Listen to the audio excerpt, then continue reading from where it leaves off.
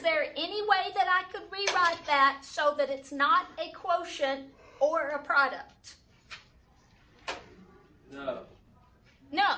Even if I brought the x squared minus 1 out front with the exponent -1, it would still be the product rule, and it actually would be a little bit harder to clean up. So I'm just going to stick with the quotient rule. Help me with it.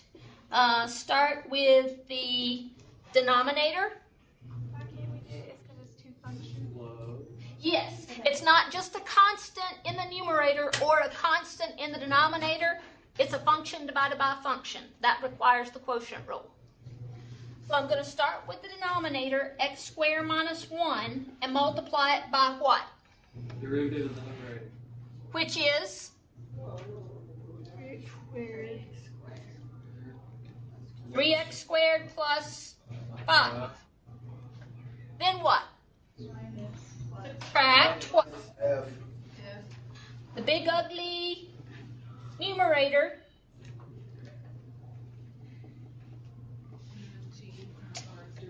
Derivative of the denominator? 2x. 2x. I have been doing this so long, I know when to leave a space after my minus. It's okay if you put that 2x at the end. I prefer it at the beginning. And I knew that was coming, so I just left the space. It's still the denominator derivative of the numerator minus the numerator derivative of the denominator over the denominator squared.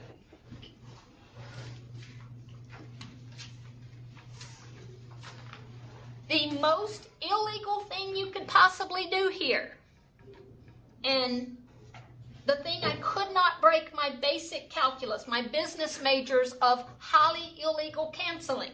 Every time they would go whack one of these, whack one of those.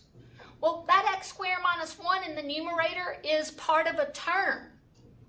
It has stuff multiplied with it, but then something else subtracted from it. I cannot cancel terms or parts of terms. I can only cancel what? Factors. So if I can't factor, I'm not going to be able to cancel anything. I can't factor. I'm sorry, what? If the minus 2x wasn't there, then yeah, you could cancel that. Yeah, if that whole term was gone, then the canceling would be legal. That would just be a factor. But if I can't factor one of those out of the second term, I can't cancel it. All I can do is clean up the numerator and then see if anything cool happens.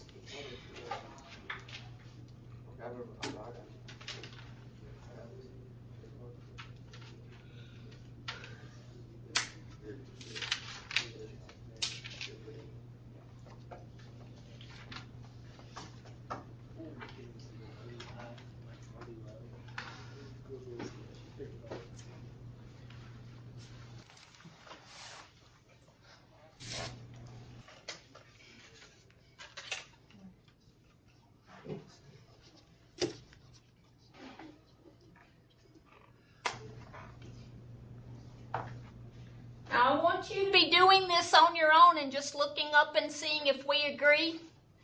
But do you have the same thing I have when I clear out parentheses?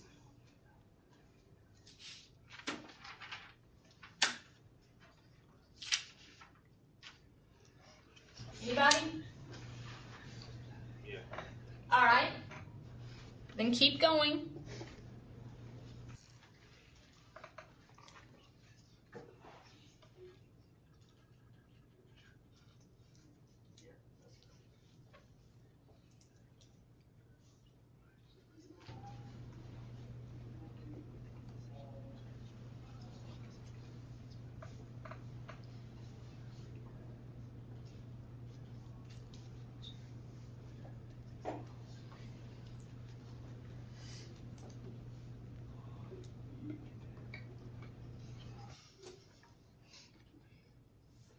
Anybody second that? Yep. All in favor, say aye. All opposed, drop calculus. Yes, John? Never mind. I see where Got it? All right. Make sure you have the correct symbol there. That's the derivative. can the numerator be factored any further? You could try grouping, but I can tell by looking I'm not going to have the same thing left of each term if I factored the GCF out of each group. So no, I don't think it will factor any further. Ask yourself, is that a single fraction simplified as much as possible? Yes, that's when you quit. Unless there's more to the problem. Now, if I said, if that was the A part, find the derivative, and the B part was find f prime of 3, what would you do? Put 3 into the derivative and evaluate it. What if I said find the slope of the tangent line when x equals 3?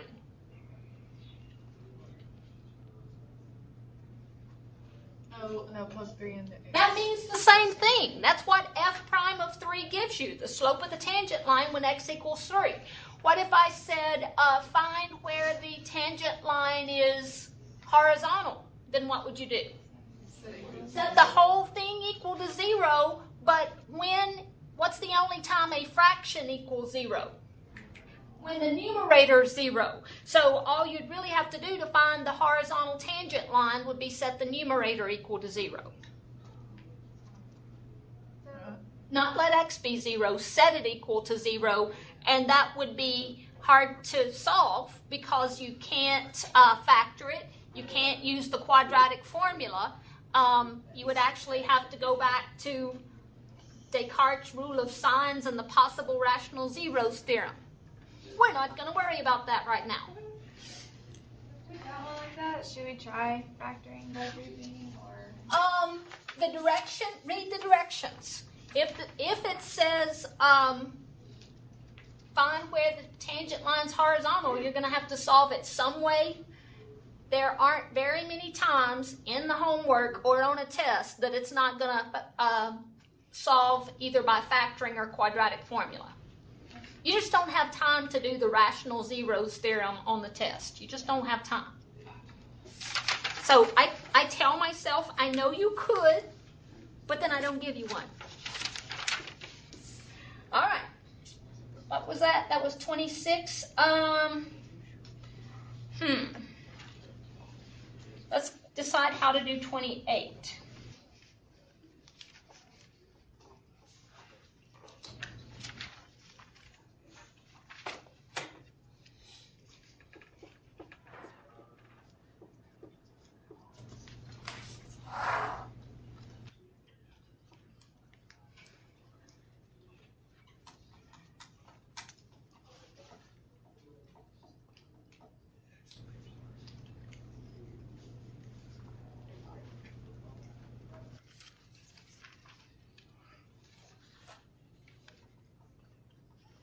I see a product, x to the 4th times something else, that's not just a constant, and I see a quotient, 2 over x plus 1.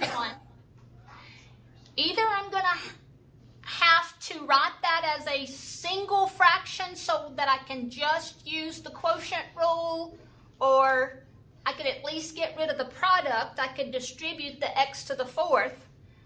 You have to trust me when I say there's no absolute right way to do this. Depending on how you decide to rewrite that function, your answer could look different, but your algebra has to be good enough to find out whether your answer is equivalent to the answer in the back of the book. All right.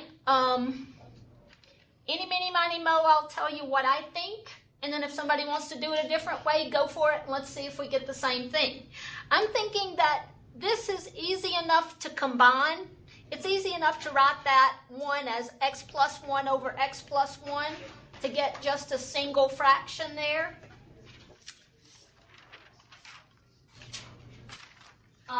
This would be x plus 1 minus 2, which would just be x. Ooh, this is going to be ugly anyway.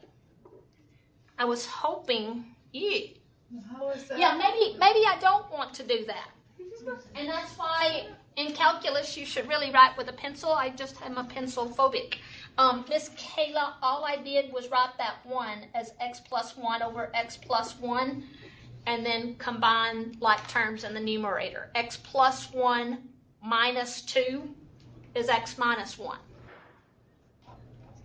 Don't you have to multiply to the? I'm confused now. Yeah. If you just gave me this problem in algebra and said, write that as a single fraction, I would write the 1 as x plus 1 over x plus 1, and then I'd have a common denominator. I could add the numerators, keep the same denominator. I got you now. Now, all of a sudden, I have decided to backtrack and just make peace with it. It's not the last time it's going to happen this semester. But the reason I'm backtracking is if I leave it like this, I still have both the product rule and the quotient rule. I'm thinking maybe instead of that, I wish I had just distributed the x to the 4th. Okay? That's fine. So it's okay to do that in your homework if you hate pencils as badly as I do. That would be x to the 4th minus 2x to the 4th over x plus 1. So far, so good? Harriman? Okay. Yep. Have I done any calculus? Not yet. No. I've just distributed x to the 4th. Rule to bring the x plus 1 up to the top and make it x to the negative 1 minus 1. Kayla, the answer is to your question is yes, I could write that denominator as that, but then I can't distribute an exponent. That's not just x to the negative 1 plus 1. I can't distribute exponents. All right, so let's find the derivative.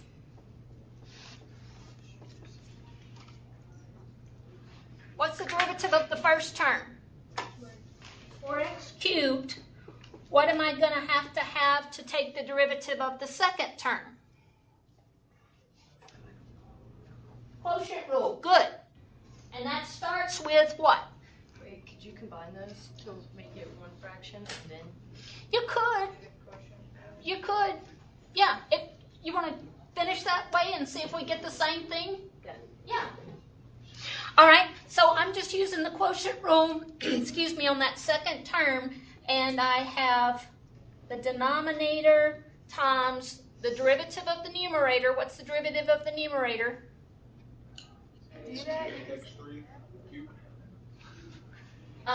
Yes, Sarah, I'll say something about that in just a second. There's the denominator times the derivative of the numerator, 8x cubed. Minus the numerator derivative of the denominator. What's the derivative of the denominator? 1. Just 1. The derivative of x is just 1. Derivative of 1 is a constant. All of that is divided by what? Denominator squared.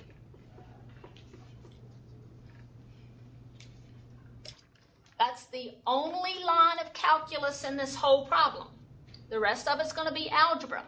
And Miss Sarah, to answer your question a minute ago, when I took a derivative of a polynomial, I just took the derivative of each term. Derivative of the first term, derivative of the second term, derivative of the third term. That's exactly what I did here.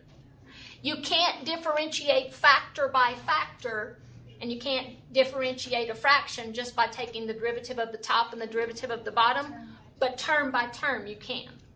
Okay, so if that had been like a product, you could have used it. Right? Yes. All right. It is imperative. I don't know how one passes calculus without being somewhat neat. Keeping your first term separate from your second term, cleaning up that numerator.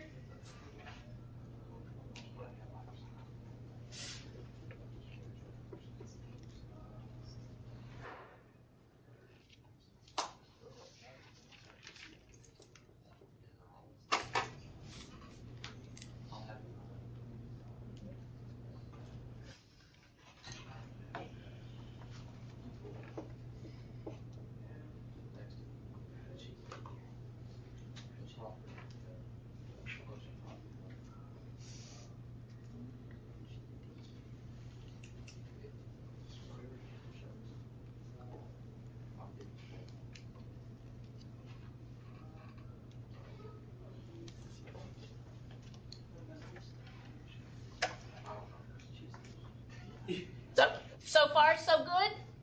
Yeah. All right, does that pass our single fraction factored as completely as possible rule? No, it doesn't. At some point in this problem, there's going to be pain. You can either have your pain up here and get that to be a single fraction before you differentiate, or you can have your pain down here and get a single fraction after you differentiate. It's not a matter of avoiding pain, it's just when do you want your pain, in the beginning or at the end? I've chosen to delay my pain as long as possible, but now it's time for it.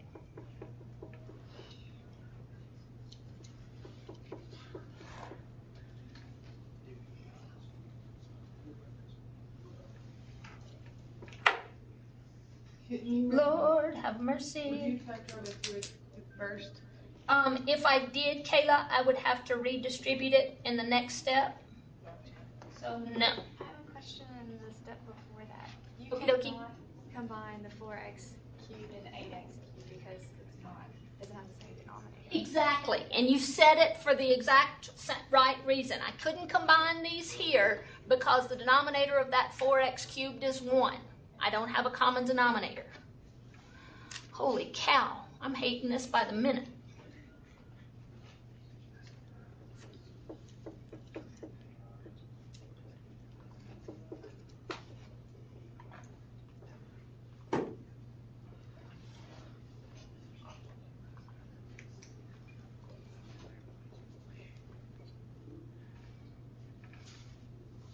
Can you go back and redo that whole step?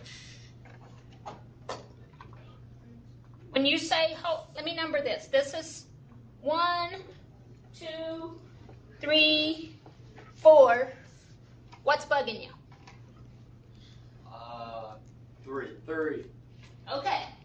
2 3. to 3 to 4. Okay. Now, we don't have time to reteach how to add fractions, right? So you've got to assume responsibility for if this is a weakness of yours, you need to get some help because there's going to be a whole lot of adding fractions in calculus. To add fractions, a whole number and a fraction, you put the whole number over 1 and you multiply that term by whatever it needs to make it have a common denominator. The common denominator has to be x plus 1 squared, so you have to multiply that by x plus 1 squared over x plus 1 squared. I understand. All right? And then from 3 to 4, all I did was FOIL out the x plus 1 or squared. And in step 5, I'm going to distribute the 4x cubed. Step 6, I'll combine like terms.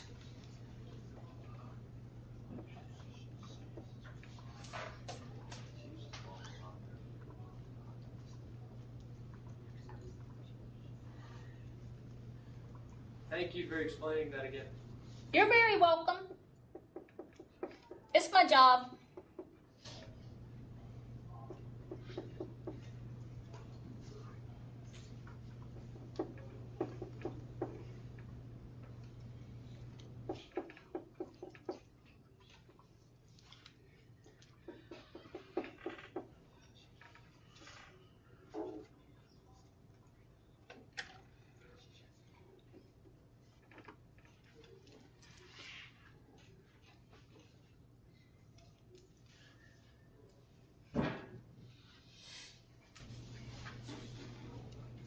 Anybody verified my line 6 yet?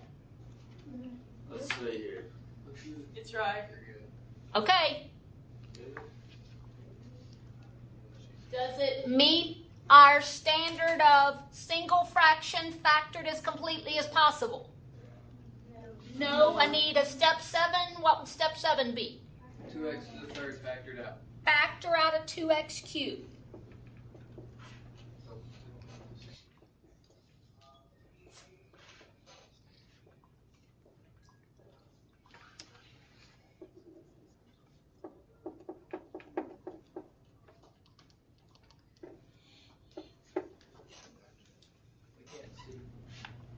Oh, I'm sorry.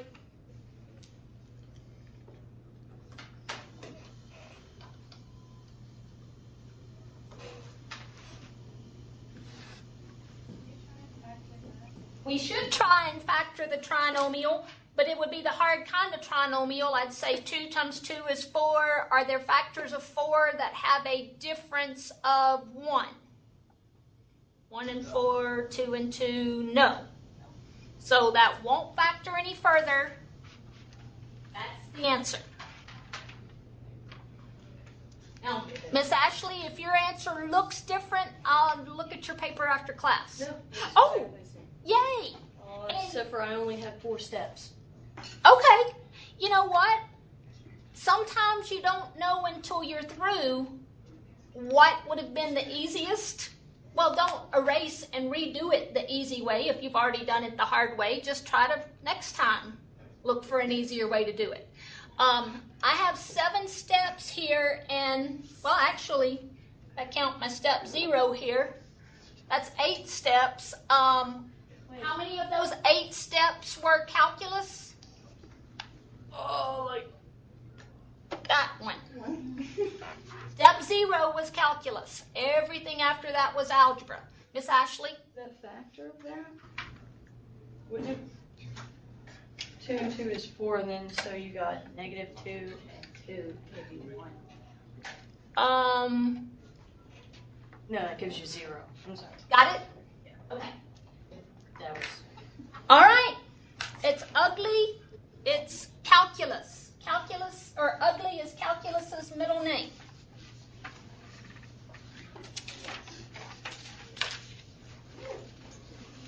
Oh, Dad. Can't see. Oh.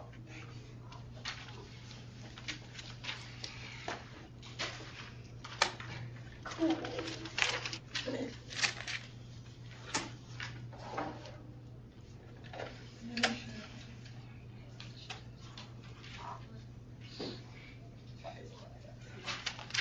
What's the first question I should ask myself?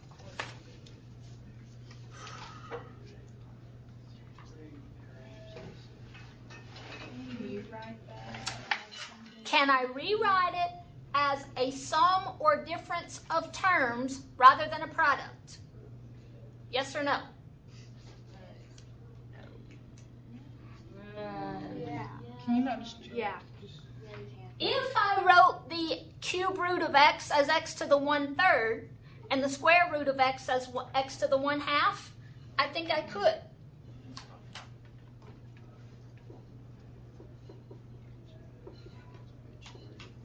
I could distribute x to the 1/3. And when I multiply 2 expressions that have the same base, what do I do with their exponents? Add them. So that's 2/6 plus 3/6 is 5/6. X to the 5/6 plus 3x to the 1/3. Is that still the function, or have I done some calculus? That's just the same old f of x written a different way. But it's a way that's much easier to differentiate now. Don't keep going with your equals. Here's the derivative. What's the derivative of x to the 5/6? 5/6x to the 5/6 minus 6/6 is -1/6. And what's the derivative of 3x to the 1/3? X. -2/3. Good.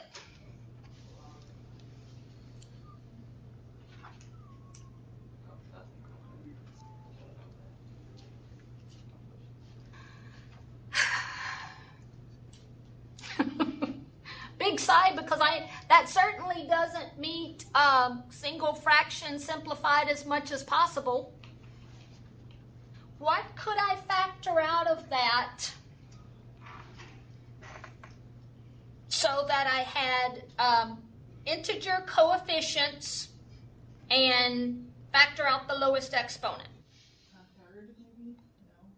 No. Well, X is -2/3. Is x? I would factor out an x to the -2/3. I'd also factor out a 1/6 so that what I have left inside has integer coefficients. So I'm going to attempt to factor out a 1/6 x to the negative 2/3.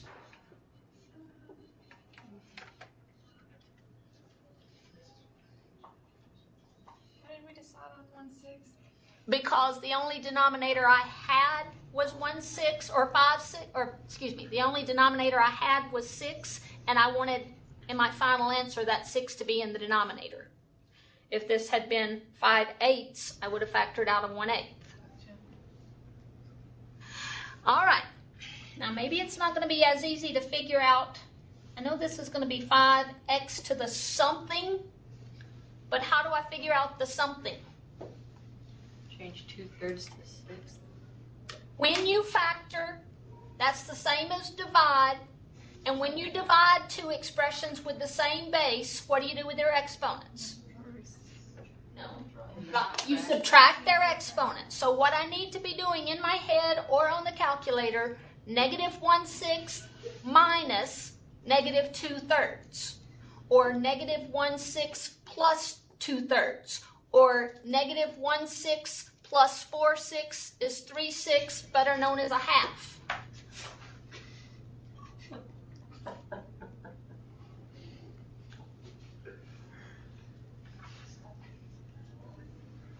And then just check your answer. That's negative 4/6 plus 3/6 is negative 1/6. You have to have that as 6 so that you got that. Ooh, yes. Where's my mistake? What are you saying, John? Eric's, wouldn't that just be 6? So Yeah. when you multiply it by the 1/6. Yeah. And that's why you work down your page instead of across. Y'all just trust me on that. You'll find a lot of mistakes if you work down the page instead of across, and then ask yourself on every line, is that equivalent to the line above it? My very next step would have been, does this times this give you that? Yes, it does. And with a 1 right there, would this times this give me that? No. So I probably would have found that in about 2 seconds, but thanks for... 6. Because I have to have 1/6 times something multiplied together to give me that 1 that I started with.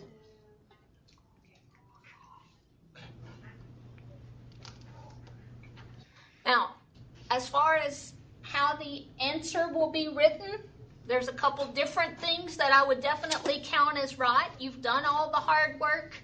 I suspect since the original problem had radicals in it, they may write the answer as 5 times the square root of x plus 6 over 6 cube root of x squared. But there's absolutely more than one thing I'd count right there.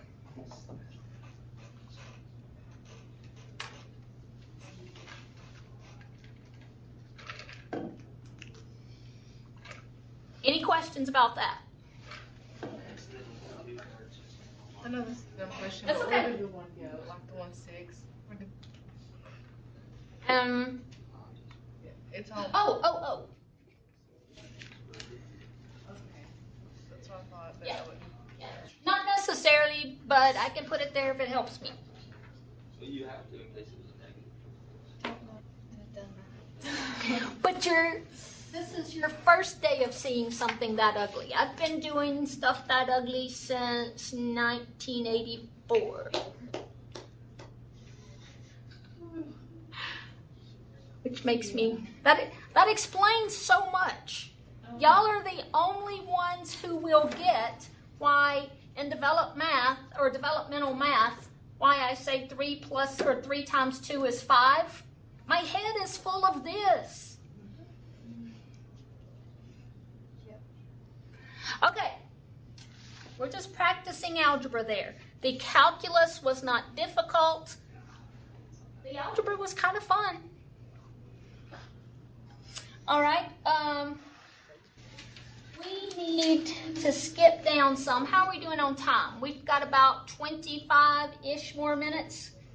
Let me just say that 32, I would definitely fall that out so that I didn't have to use the product rule.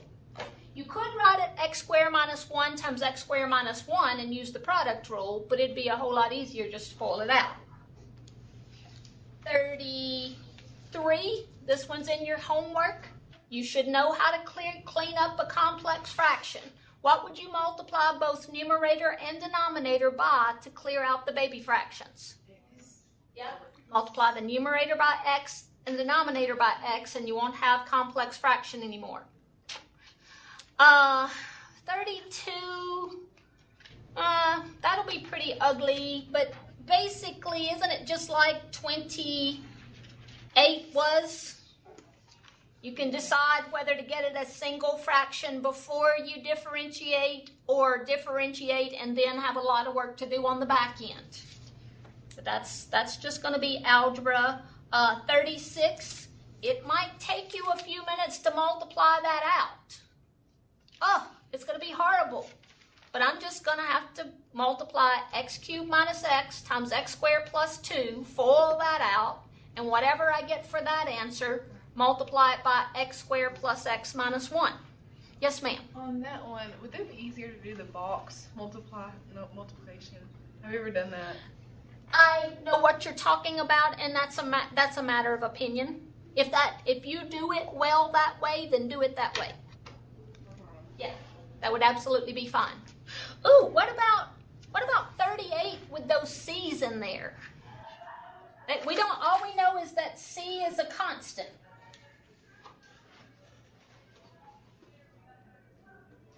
Would you just treat it as a Constant. yeah, just like x? Oh, x is not a constant.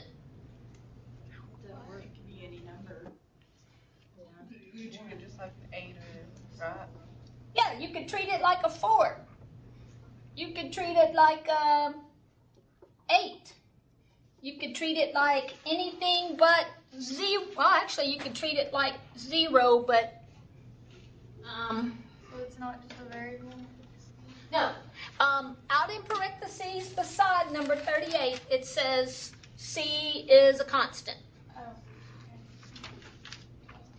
So let's try not to have to plug a number in there. Let's try to differentiate it with a C in it.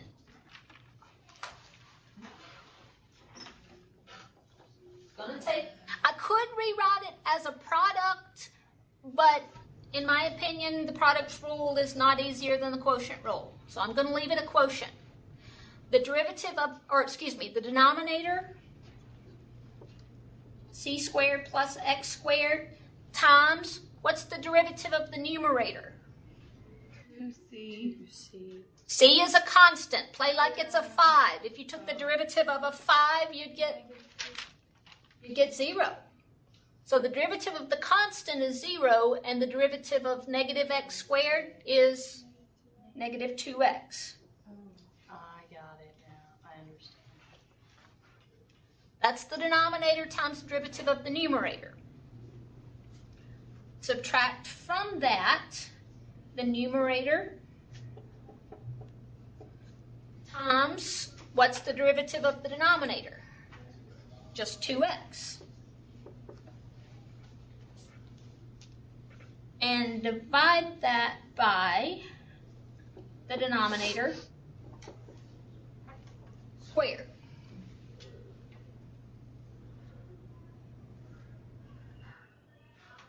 At this point, there are two things you can do, and one of them is definitely easier than the other. You could distribute both of those two x's and combine like terms and see if there's anything you could factor out, and that's fine. Or you could factor out a negative 2x from the whole numerator. Help me figure out what's left if I do that.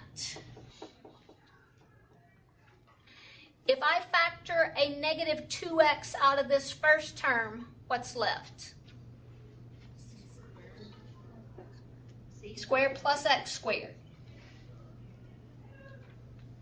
If I factor a negative 2x out of the second term, what's left?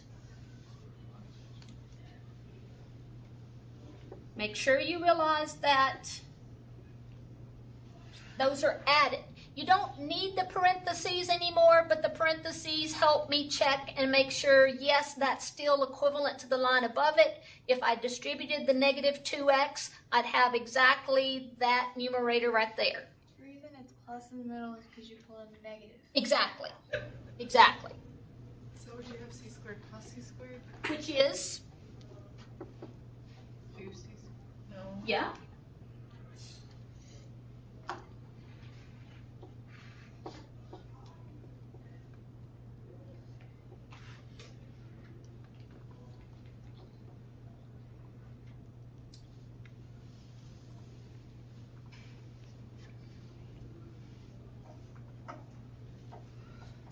Oh, typo.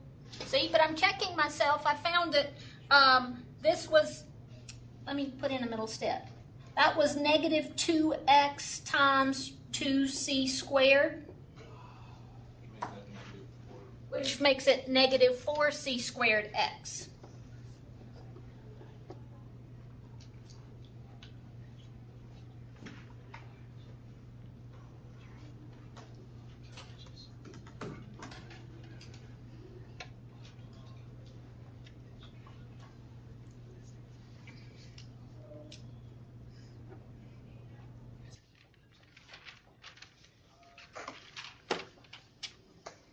How about that, Harriman?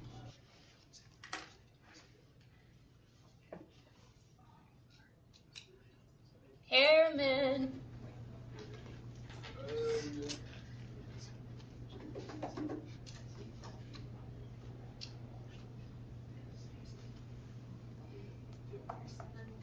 Yes. Tornado has finished its job. There's nobody in Harriman anymore. Yep, we left. How about Crossville? Crossville, y'all okay? I am illustrating. I could play like I'm doing this on purpose, but I don't mind y'all knowing I'm human. I've made a mistake on both of those problems.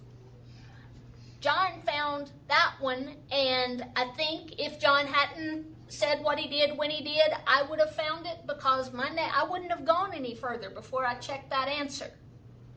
And right here, I made a mistake. But as soon as I looked and said, oh wait, that's not equivalent to the line above it, I fixed it. That's the only way to survive calculus. With a passing grade. You can survive with a failing grade, just by not coming back. But if you want to survive with a passing grade, then you have to check and make sure every line is equivalent to the line above it. You have to find your mistakes before I find them. It's a game. You find your mistakes before I find them.